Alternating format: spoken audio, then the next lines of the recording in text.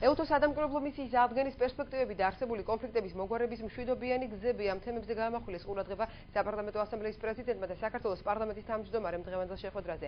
შეხვედრა დახურულ კარს მიღმა 1 საათს გაგრძელდა. ბაქრაძემ პეტროს ეფთიმიუს დეტალური ინფორმაცია მიაწოდა იმ რეფორმების შესახებ, რომელიც საქართველოში მიმდინარეობს.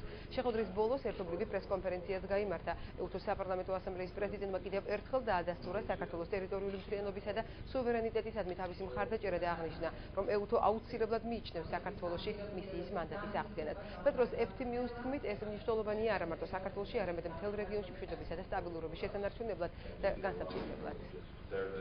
ერთ-ერთი ძირითადი პოლიტიკური ფორუმი ჩვენთვის, სადაც ვჯელობთ ყველა პრობლემურ საკითხზე, მათ შორის პირველ რიგში საქართველოში არსებული უსაფრთხოების პრობლემებზე, ქართულ-რუსულ ურთიერთობებზე, ოკუპირებული ტერიტორიების პრობლემებზე. მე მინდა კიდევ ერთხელ გამოვყო რეზოლუცია, რომელიც ამ ორგანიზაციამ მიიღო შარშან და რომელიც შეეხება ოკუპირებულ ტერიტორიებს და დევნილთა პრობლემას. ეს ძალიან მნიშვნელოვანი დოკუმენტია.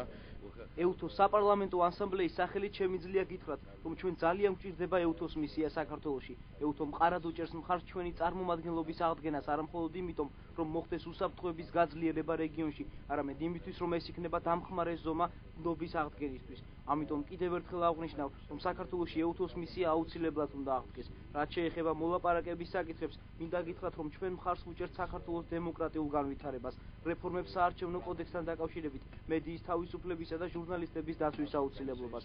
დარწმუნებული ვარ, რომ საქართველო წარმატებული იქნება ამ გზაზე.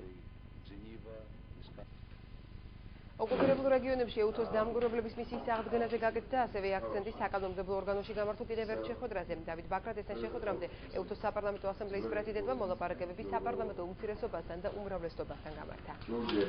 პრობლემები, რომელიც არსებობს თანამშრომლობაში უსაფრთხოების მისაღწევად, ამ პრობლემათა თავი და თავი არის რუსეთის ფედერაცია, რომელიც დღემდე იყენებს ვეტოს და არ აძლევს ორგანიზაციას საშუალებას ყავდეს აქ მუდმივი მისია, რომელიც მოახდენს მიმდინარე ვითარების მონიტორინგს. ვისაუბრეთ ქართული დასის შეხედულებებზე, დემოკრატიულ რეფორმებს, მათ შორის სასამართლო რეფორმის ესე იგი ძირითად მიმართულებებზე, თავისუფალი პოლიტიკური სისტემაზე, ანუ პოლიტიკური სისტემის რეფორმირებაზე, მათ შორის საარჩევნო რეფორმაზე, თავისუფალ მედიაზე, მინდა ვთქვა, რომ არის ასთა სრული თანხმობა. თავი საკითხი იყო საქართველოსთან უსაფრთხოების საკითხები, ის უკვე ოკუპაცია, რომელსაც რუსეთის ფედერაცია ახორციელებს, თქვენ იცით, რომ ბატონი ეფთიმიუ არის ეუთოს საპარლამენტო ასამბლეის პრეზიდენტი და აქედან გამომდინარე იყო საუბარი იმაზე, თუ როგორ დავარწმუნოთ რუსეთის ფედერაცია იმასთან მიმართებაში, რომ აღდგეს ეუთოს მისია ოკუპირებულ ტერიტორიებზე, რაც იქნება დამატებითი გარანტია უსაფრთხოებისათვის.